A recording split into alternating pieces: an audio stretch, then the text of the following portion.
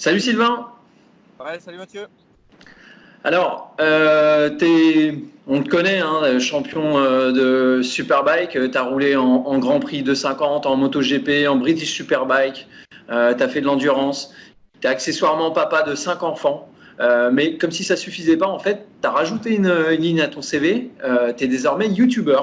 Ouais, enfin, youtubeur débutant, hein. C'est encore vraiment le début de YouTube. Mais ouais, c'était en fait, je voulais simplement ouvrir une chaîne. J'ai eu cette idée cet hiver de faire d'emmener une moto standard sur circuit euh, pour voir quel chrono on pouvait faire avec une moto complètement 100% standard. Et puis en fait, vu que la vidéo a super bien pris et j'ai eu des très bons retours, je me suis dit, oh, bah, tiens, je vais essayer de faire quelques vidéos en plus pour voir ce que ça donne, quoi. Voilà. Bon, là maintenant, on est un peu coincé, hein, pour retourner sur les circuits pour un petit moment, mais ouais, ça a bien démarré. Et puis surtout, il y a eu vraiment une réponse très positive, quoi. Donc ouais, j'étais content, hein. Ça a super bien démarré parce qu'on voit que ta première vidéo qui date d'il y a 3 semaines, elle a fait 250 000 de vues. Tu devais être ravi, non? Ouais, un peu surpris en fait, hein, au début, parce que j'avais pas de, donc une personne me suivait, c'est la chaîne est complètement nouvelle, donc Mm. ouais, un peu surpris, bien sûr, très très positivement. Je pensais que normalement sur YouTube ça démarre un peu doucement, il faut construire, quoi. Faut le Alors temps, que ouais. là, la première vidéo, elle a éclaté tout de suite, donc c'est super, c'est sympa. Moi, c'est vrai que la vidéo est sympa, il y a une vraie histoire derrière, et puis en Ouais. plus on n'a pas triché, hein. Je suis vraiment allé au circuit par la route, rouler sur le circuit et puis revenir par la route. On a créé une vidéo sympa avec une histoire et je suis vraiment content que ça ait bien pris. Ouais. Bon, on imagine que tes partenaires ou même que Suzuki, Shark, Behring, tout ça doivent être satisfaits aussi, enfin doivent être contents. Ils ont été intrigués ou pas? Ils sont intéressés de travailler avec toi à l'avenir sur ta chaîne? Ouais, je pense que ça va ouvrir pas mal de possibilités en fait parce qu'il y a tellement à creuser. En fait, l'idée, moi, c'était vraiment ici l'idée, c'est de rapprocher en fait ce qu'on fait en MotoGP et moi particulièrement ce que je fais avec le travail de développement avec Suzuki, Mm. rapprocher ça en fait au niveau technique, mais aussi au niveau humain, avec ce qui se passe sur les circuits dans la vie de tous les jours, les track days. Les mecs qui veulent aller sur circuit, qui veulent apprendre, qui sont curieux de ce qui se passe au niveau technologique en MotoGP. Donc voilà, l'idée c'est un peu ça. Et bien sûr, il y a beaucoup d'angles en fait à creuser avec ça. Alors, c'est important, on imagine, pour toi de rouler même chez toi en Angleterre. En revanche, là, c'est plus possible. Le confinement, comment ça se passe en Angleterre? Ah, Tu restes à domicile? ouais, non, le confinement là en Angleterre, c'est pareil que les autres pays. Là maintenant, on peut plus, on n'a plus le droit. Enfin, on n'a plus le droit.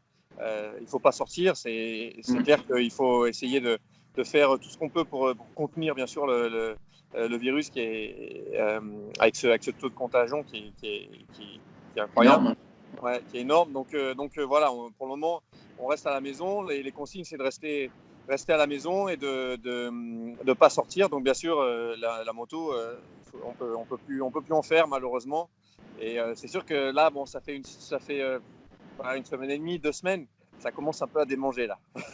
Est-ce que tu as fait d'autres vidéos en réserve? Est-ce que tu vas pouvoir monter des petits trucs pour combler un peu le creux? Et c'est vrai que finalement, tes vidéos, elles plaisent aussi parce que bah, y a un manque chez les pratiquants, clairement. Ouais, ouais, bah sûr. Puis je pense que tout le monde est un peu chez soi, ouais, enfin, à s'embêter quoi, un peu. Ouais, ouais, ouais. Donc, YouTube pour ces journées, ça passe un peu le temps, quoi. Mm. Là, j'en ai mis quelques-unes de vidéos.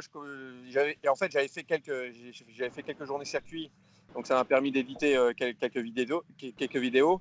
Là, maintenant, il va falloir que je revienne sur le circuit. J'en ai encore une ou deux en réserve. Euh, mais il va falloir attendre un petit peu que les circuits ici réouvrent et qu'on puisse retourner sur les pistes. Alors la dernière que tu as mise en ligne, il y a une jolie virgule que tu fais à Cadwell à peu près quoi, 180 km/h. Est-ce que David et Brivio regardent tes vidéos? Est-ce qu'il t'en a parlé ou pas? Non, non, mais quand on va sur le circuit, faut pas y aller en demi-mesure, quoi. Non, c'est sûr. Voilà, sinon ça sert à rien. Donc, mais là, ouais, là, je suis passé proche de la correction. En plus, c'est pas un virage où il faut tomber, parce que on voit pas trop sur la vidéo, mais en fait, il y a vachement de dénivelé. Et si tu tombes là en high side, ça fait mal. C'est un peu rapide. Ouais. Donc ouais, ça m'a un peu, celle-là, elle m'a un peu refroidi. Mais c'est ça, hein, voilà, la vie de pilote, on a des moments comme ça, et c'est ça aussi qui, en fait, on n'est jamais autant en vie que quand on est presque par terre, quoi. Ouais. Donc ces Et ben moments-là, justement, en ces parlant de moments-là, ils ça, sont tu différents. avais posté des photos de ta toute petite chute à Silverstone en FP1. Et tu avais mis en légende que perdre le grip de temps en temps, c'était aussi ce qui permettait de cerner un peu les limites. Et Motonet, je ne sais pas si tu l'avais lu, mais on avait fait un tout petit papier sur le fait que chez les pilotes, il y en a qui atteignent les limites, qui les dépassent. Et puis il y en a d'autres qui, comme Quartararo, qui nous a scotché parce qu'il a fait tout son début de saison en étant super rapide et sans partir à la faute. Et puis à l'inverse, il y a Marquez qui lui fait pas mal de chutes en essai et qui en a fait tellement qu'il arrive maintenant à se rattraper. Alors les deux en fait sont balèzes dans leur genre, quoi. Ouais, c'est des approches différentes. Après, ça dépend du caractère du pilote, ça dépend aussi. En MotoGP, quand tu tombes, ça fait mal aussi, hein. Donc, au bout d'un moment, ça te calme. Et là, par exemple, l'exemple de Marc, c'est vrai qu'il est beaucoup tombé. Maintenant, il tombe beaucoup moins. Ouais. Il a appris de ses chutes. On le voit, il fait des rattrapages maintenant incroyables. Mm. Euh, mais les chutes, en général, c'est mieux, c'est mieux d'éviter quand même. C'est mieux Ouais. d'éviter. C'est vrai que Fabio, il a fait quelque chose de fantastique parce il est très, très, très, très rapide, donc Mm. forcément à la limite en permanence. Et il chute très peu. Moi, après, dans l'approche qu'on a avec le team d'essai, je fais beaucoup de kilomètres à l'année, hein. Je fais plus de 10 000 bornes par an, donc Mm. il faut que j'évite de mettre la moto par terre. L'année dernière, par exemple, ouais, l'année dernière, avec tout le programme d'essai, je suis tombé une fois. La D'accord. petite chute de Silverstone, bon, en plus, c'était une chute vraiment, vraiment pour histoire de dire que j'étais tombé, quoi, parce que je suis tombé dans Ouais. le virage le plus lent. J'avais mis trop d'angle, en fait. Donc, perdre de l'avant, là, comme ça, vraiment très doucement. Donc, il n'y Mm. avait pas de casse sur la moto, vraiment aucun mal.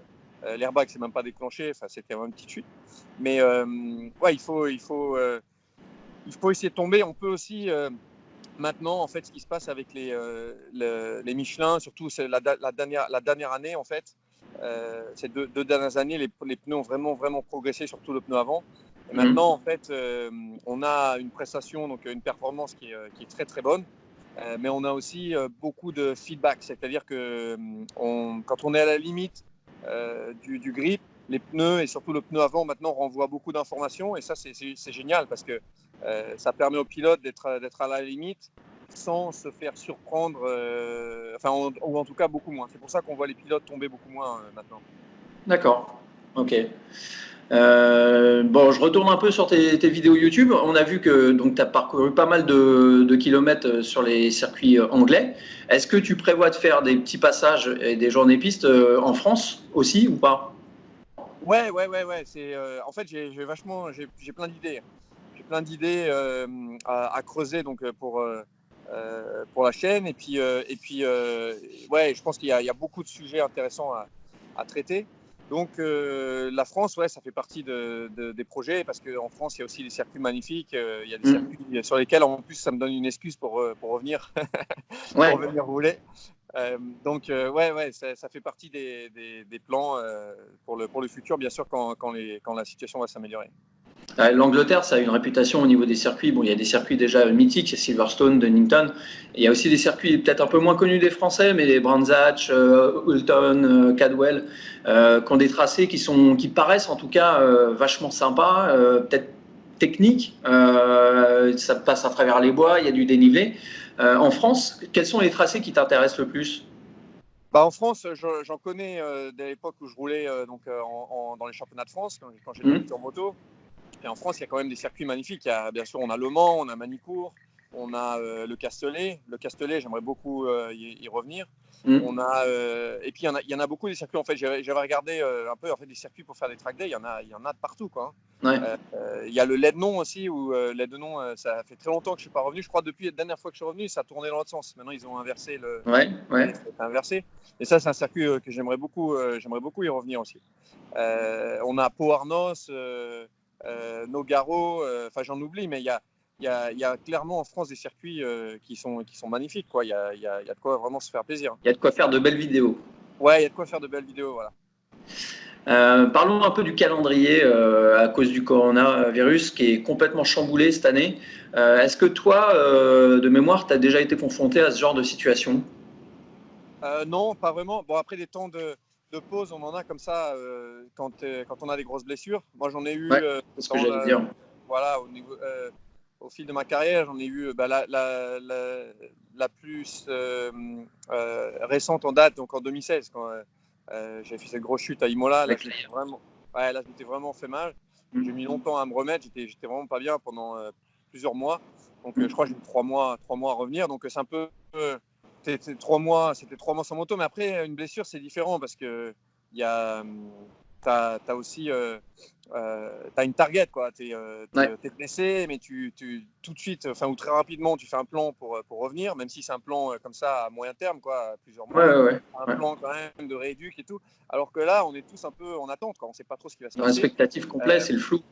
le flou complet, on n'est pas, on sait même pas si nos responsables politiques savent. À mon avis, ils Eux-mêmes. savent pas non plus, hein. Mm. Donc c'est de l'improvisation pour le moment.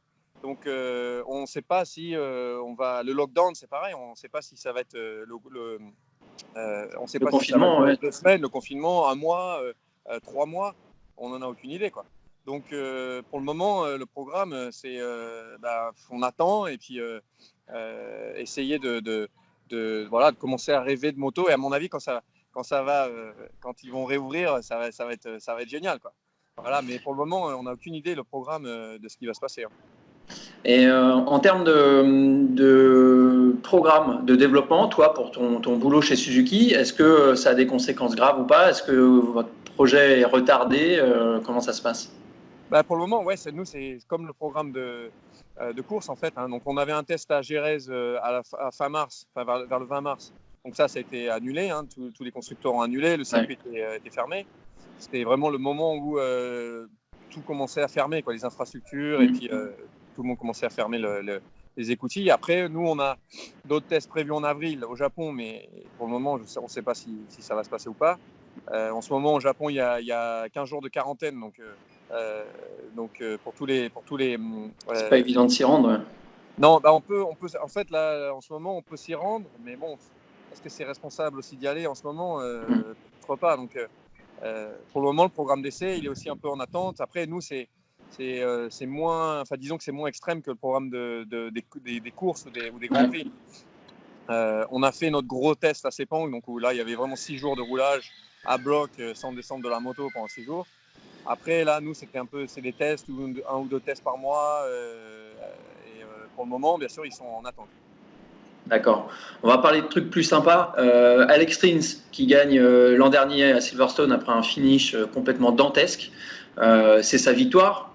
Bon, y a pas photo, mais est-ce que c'est un peu celle de Sylvain Gintoli aussi quelque part ou pas? Non, bon, après, c'est sa victoire à lui, hein. C'est lui Ouais, bien sûr. qui a vraiment excellé quoi, sur cette course. Et puis aux États-Unis aussi, l'année dernière.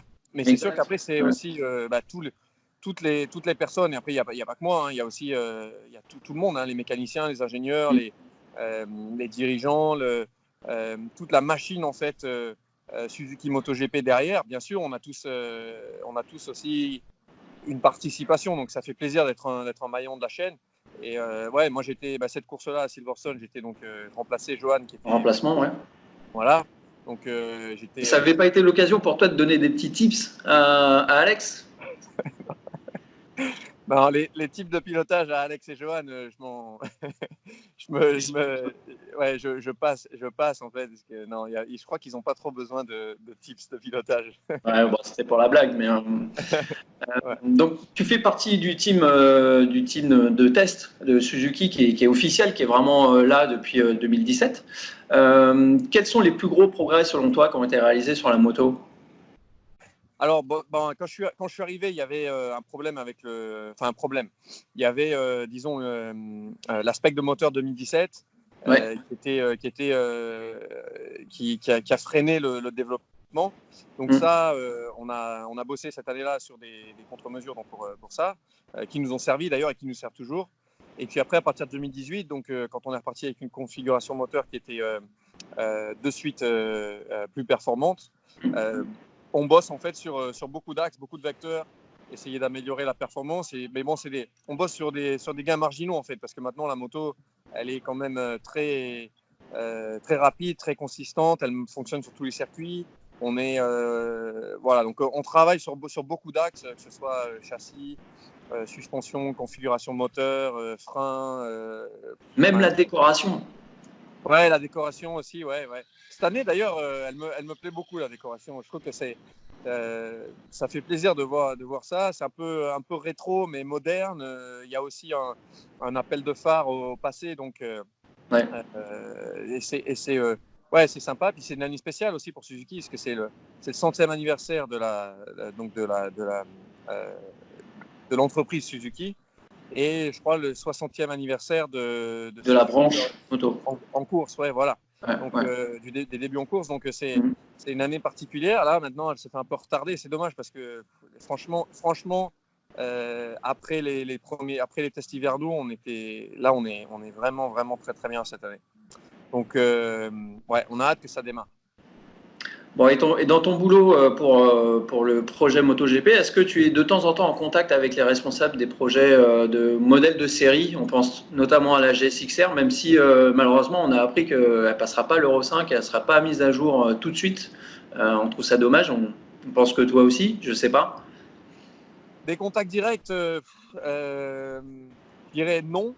Par contre, il y a quand même un lien, il y a des liens très, très tissés avec ça. Par exemple, le fait que donc Sahar Hassan, qui est le responsable du projet MotoGP à l'heure actuelle, qui était responsable du projet MotoGP il y a des années, je ne connais pas les années exactes, mais il a été responsable pendant très longtemps. Ensuite, lui, il est parti donc au R&D pour développer la GSX-R qui existe en ce moment. Ouais. Et depuis, quand ce projet-là a été fini, il est revenu sur le projet MotoGP. Donc, il y a des vrais liens. Et la GSX-R, en fait, c'est la nouvelle GSX-R, la GSX-R qui existe en ce moment, c'est un peu son bébé. Donc, il y a des vrais liens entre la compétition et le MotoGP. D'ailleurs, moi, je le vois, la machine que j'ai essayée, qui est une moto complètement standard, sur circuit, franchement, les machines modernes, et ça, bon, c'est vrai aussi, c'est pas que vrai pour la Suzuki, hein, les machines modernes sur circuit, c'est incroyable. La performance, franchement, avec les pneus de route, c'est franchement surprenant, quoi. Donc voilà, il y a certains points d'ailleurs, en particulier sur la GSX-R, par exemple la boîte de vitesse, le quick shift et le blipper. Franchement, c'est pareil que sur la MotoGP, quoi. C'est un truc de malade. Donc après, bien sûr, les motos, elles sont assez adaptées pour rouler sur la route, hein. Une moto MotoGP sur la route, ça serait peut-être pas super confortable. Ouais. Mais il y a des vrais parallèles et ça se voit et ça se sent. Donc voilà. On va peut-être parler d'un sujet qui fâche, mais le retour de Suzuki en World Superbike, c'est définitivement pas d'actualité. Non, non et non, ça fâche pas. Et par contre, non, ouais, c'est pas d'activité, c'est pas d'actualité. Non. En revanche, il y a une Suzuki qui marche très fort en endurance, c'est la Yoshimura, enfin aux 8 heures de Suzuka. Le rendez-vous est toujours fixé pour cet été. Le rendez-vous est toujours fixé, ouais, voilà. Donc Suzuki développe, en fait, a développé avec Yoshimura donc la moto d'endurance. Et donc c'est la machine en fait que j'ai utilisée les 3 dernières années avec Yoshimura. Donc c'est la machine, disons, officielle qui est développée pour cette course-là, pour les 8 heures. Et maintenant, c'est aussi la machine dont bénéficie le CERT. Et donc ils ont gagné le bol la dernière course d'endurance. Ouais. Il y a là une machine qui est très développée en fait. C'est une machine avec des specs, c'est des specs mondial, presque très proche du mondial Superbike. Donc Suzuki, voilà, qui s'investit de ce côté-là, et c'est une machine qui est très performante. On l'a vu à Suzuka l'année dernière. C'est une machine qui est voilà, full factory, quoi. Bon, on va reparler un tout petit peu du MotoGP, mais c'est du MotoGP virtuel, faute de vrai MotoGP, hein, il faut s'en contenter. Est-ce que tu as regardé la course? Ouais, j'ai regardé la course. Ouais. Alors, est-ce qu'il y a, selon toi, des enseignements à tirer de cette course-là sur le plan mental, essentiellement, hein, forcément? Alex qui gagne sa première course, le fait qu'il tienne la pression, entre guillemets, le fait que, je sais pas, Marc participe à la course alors qu'il savait qu'il n'était pas a priori favori. On sait que Rossi, lui, s'est absenté, il était donné partant au début, il n'a pas voulu. Je t'arrête tout de suite. Non, il n'y a aucun Non. enseignement. C'est un jeu vidéo, donc le jeu vidéo, c'est bien, mais ça n'a rien à voir avec la course. Hein, ça. Ouais. Non, non, on a vu que Fabio était bien rapide sur le jeu vidéo aussi. Bon, Ouais. en course, il a été un peu trop au contact, quoi. C'est ça. Mais un peu trop généreux. on a vu que certains étaient plus affûtés que d'autres au jeu vidéo, mais franchement, par rapport à la course, en vrai, ça n'a rien à voir. Ouais. Ouais. Tu joues toi à MotoGP ou sur console ou pas? Non, pas trop. Les jeux vidéo, je joue pas trop. Là, en période de confinement, peut-être un peu plus.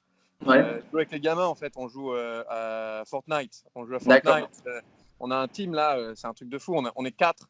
Donc on est 4. Il y en a un sur la PS4, un sur le téléphone, un sur la DS et un sur l'ordinateur. D'accord. C'est le team Winters. À Steam Ginters, on se met tous ensemble parce que je crois que tu peux faire une équipe de 4. 4, c'est le max, je crois. Ouais. On fait équipe de 4 et on joue ensemble. On cherche les victories royales. Mais sinon, jeux vidéo, non, pas trop. Pas de moto. Ouais. Dernière petite question. En fait, il y a un an, j'ai retrouvé le post que tu avais mis, qui était super touchant, je trouve, de la part de ton grand garçon. Il disait Papa, je sais pas pourquoi, mais quand j'entends le bruit de ma moto, ça me rend heureux. Est-ce que c'est toujours le cas ou pas? Ah oui, ouais. Ça, c'est sûrement moi qui lui ai transmis. Mais c'est vrai, hein, le bruit d'une moto, c'est génial, quoi. Ça te donne, tu vois, et ça te donne envie de rouler, ça te donne envie d'aller te faire plaisir sur une moto. Mais ça, ouais, ça m'avait fait marrer, c'est pour ça que je l'avais mis. Il m'avait dit ça, en plus, il m'avait dit ça de nulle part, quoi. Il m'avait dit, Oui, naturellement. je comprends pas. Ouais, il m'a dit, je comprends pas pourquoi, ça me fait plaisir.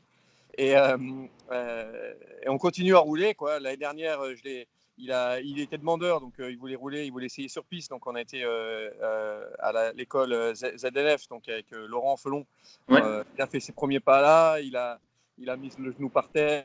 D'ailleurs, sur les motos qu'il a, c'est des toutes petites motos. Donc j'ai essayé le troisième jour, j'ai essayé de rouler avec lui, mais vu que je suis beaucoup plus lourd, il roulait plus vite que moi. Ah bah ouais. Ah voilà, c'est ça. Je L'élève n'arrivais pas dépasse. à le rattraper. C'était pas possible. Et donc, bref, voilà, on roule un peu en moto, mais vraiment plaisir, quoi. On roule plaisir. Des Pour fois, il me l'instant, c'est demande du pas pendant loisir, une semaine. pas de compète.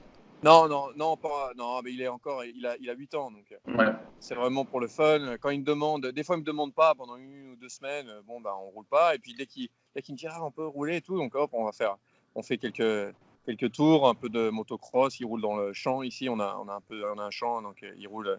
On a fait un petit circuit, voilà, vraiment pour le fun, quoi. Voilà. D'accord. Ok. Bon, bah écoute, on va te laisser tranquille. Tu vas peut-être aller rouler d'ailleurs, dans le jardin, malheureusement. Ouais, d'accord. Bah, on attend avec plaisir, en tout cas, la prochaine vidéo YouTube. Continue. Ouais, bah, j'espère bientôt. J'espère bientôt. Puis surtout, j'espère qu'on va pouvoir bientôt retourner sur les circuits, quoi. Ouais, on s'y croisera peut-être. Ouais, ça va. Salut Bon, Mathieu. salut, à plus. Merci pour Ciao. tout.